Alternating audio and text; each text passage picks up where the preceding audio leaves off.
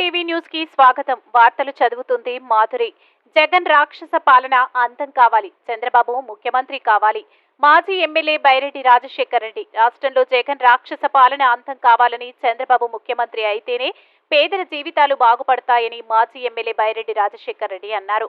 గురువారం సాయంత్రం TDP Nandyal assembly అభ్యర్థి ఎన్ఎండి ఫారూక్ కార్యాలయంలో 28వ వార్డు వైసీపీ నాయకులు జానీ ఆధ్వర్యంలో వందలాది మంది వైసీపీ నాయకులు, కార్యకర్తలు బైరెడ్డి ఫారూక్ల సమక్షంలో టీడీపీలో చేరారు. ఈ సందర్భంగా బైరెడ్డి మాట్లాడుతూ, నంద్యాల పేద ప్రజలకు ఇంటి స్థలం, పక్కా గృహం అందాలంటే నంద్యాల ఎంపీగా డాక్టర్ శబరి, ఎమ్మెల్యేగా ఫారూక్ ను గెలిపించుకోవాలని కోరారు. జగన్ ప్రభుత్వం అన్ని రంగాల్లో విఫలమైందని, ప్రజల ఆస్తులకు రక్షణ లేదని, ఈ దోపిడీ పాలన పోవాలని పిలుపునిచ్చారు. ఫరూక్ మాట్లాడుతూ, వందలాది మంది వైసీపీని వీడి టీడీపీలో చేరడం అభినందనీయమని, పార్టీలో చేరిన జానీతో పాటు అందరికీ సముచిత స్థానం ఉంటుందని భరోసా ఇచ్చారు. సీనియర్ నాయకులు, మాజీ మంత్రివర్యులు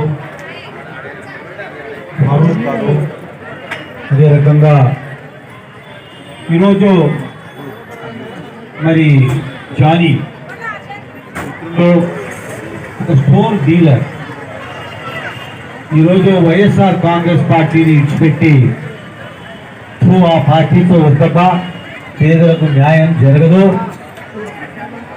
చూసి సాలయ్యింది, ఇంకా చాలు, వచ్చేది తెలుగుదేశం పార్టీనే, ఆ పార్టీ వస్తే మీ అందరికీ సహాయంగా నిలబడతాము అన్నటువంటి ఒక ఉద్దేశంతో ఈరోజు వందలాది మంది కార్యకర్తలు, అక్కలు, చెల్లెళ్ళు ఇంతమంది ఒకేసారి ఒక పార్టీని ఇచ్చిపెట్టి మరి తెలుగుదేశం పార్టీలో చేస్తున్నారంటే ఎక్కడా జరగలేదు.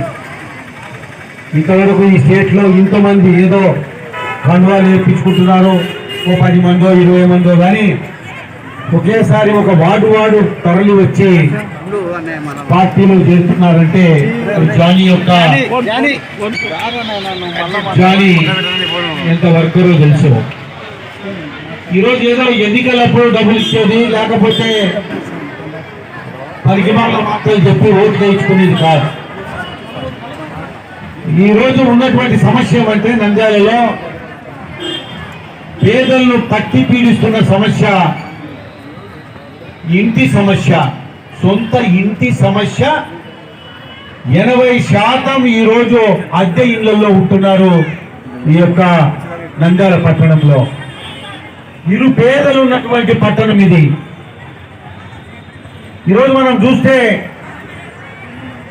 ఒక 20% మాత్రమే సొంత ఇళ్లలో ఉంటూ 80% బాడుగల అద్దె ఇళ్లలో ఉండేటటువంటి పరిస్థితి ఉంది. ఇక్కడ మీ అందరికీ కూడా పేదలకు గృహ వసతి కల్పించాలి, ఇల్లు ఇప్పించాలి.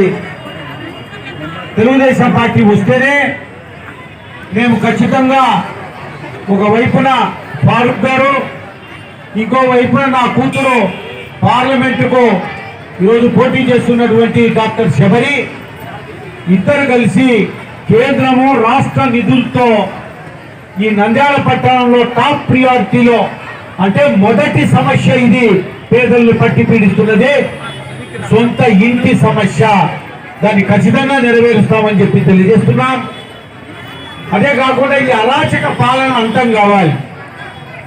వాస్తవంగా ఈరోజు మన పిల్లలు చదివించుకున్నటువంటి, అప్పులు చేసి చదివించుకున్నటువంటి పిల్లల